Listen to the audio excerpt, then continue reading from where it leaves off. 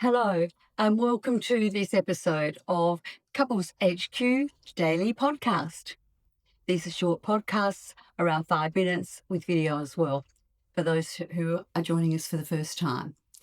Now, we've been following a theme through to see, really come to grips with what is going on for couples when they used to have a great passionate relationship, a lovely balance between them for love and awakened caring. And then over time, life got in the way and they don't know how to get back to that. They might occasionally be able to just grasp at little tentacles, but they can't sustain it. So all of these daily podcasts are all focusing on little snippets that you can grasp and apply that are not too difficult and not difficult to remember, like you read a whole raft of them in a book, or you get onto some of the videos that have got 15 things in them. I saw one the other day, 23 tips to strengthen your relationship. 23. I'm sure someone's going to be sitting there day in, day out with the list going tick, oh yes, oh yes. So I'm trying to keep it to 1 point per day, and I hope that is resonating with you. Today, we've been talking about keeping romance alive, or why can't we keep it alive? How to rekindle it.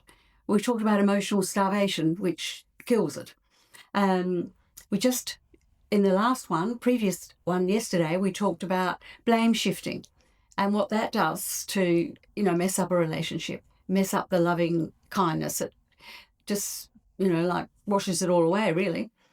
The other thing I want to do today is look at expectations. Now, I'm not going to dig in a huge way, but I wanted to break expectations down into 2 other subparts.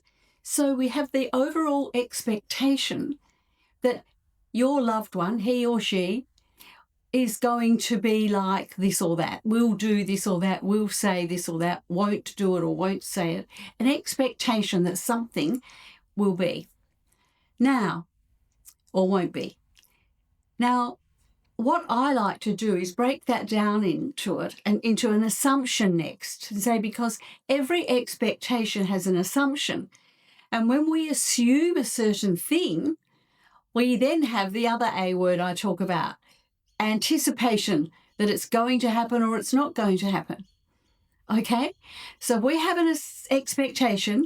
Built into that is an assumption, or it might be 2 or 3 assumptions, and then an anticipation, or more than one, that this will be what's going to happen in our world in the next 5 minutes, 2 hours, the next day, whatever it is, because your expectation has framed that up for you. And quite often, couples, after they've been together a few years, don't ever talk about the expectation and actually clarify it. That becomes a big problem then. Instead of being able to address it, the person that is wanting to say, well, so we're going to do that at that time, and what time do you think I need to be organised by, or other details of what's coming up. And if there's been some hostility, some emotional neglect going on, some criticism, disapproval, they might hold back in even getting the clarification because they think they're going to upset the other person and they don't want to set off the good old chain reaction I talk about. So they don't say anything. So therefore, they're in limbo land between an expectation with its assumptions and anticipation. They don't know if they match their partners. They don't know. And then their partner, husband, wife, spouse, also doesn't know because there's no clarity, because we just don't talk about it. Over time, it drifts, and we roll along thinking we know what it is. Then when it's not, which unfortunately happens way too much of the time when we don't liaise and clarify, we get very upset about it.